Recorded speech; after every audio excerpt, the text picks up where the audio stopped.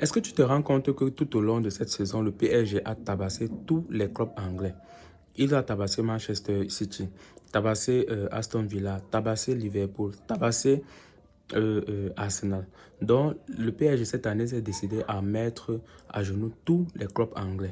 Je suis en retard par rapport à ce qui s'est passé l'autre jour entre le PSG et Arsenal, mais c'était quand même l'évidence même parce que le PSG a eu quelques moments de faiblesse, mais ils ont dominé pendant tout le match. Arsenal a tout fait. L'attaquant Saka a tout fait, mais le gardien de PSG a été, je ne sais pas comment on dit ça, le gardien du PSG était magistral, était vraiment magistral.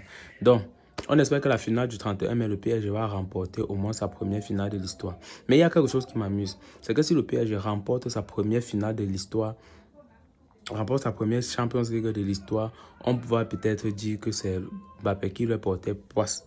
Ou alors peut-être on va plutôt dire que Mbappé n'était pas quand même, n'est pas chanceux par rapport à ça. Parce qu'il est, en grande partie, on peut dire qu'il allait au Real parce qu'il voulait, non seulement c'était son club d'enfance, mais il voulait aussi remporter la Champions League. Imagine un peu si le PSG remporte la Champions League cette année.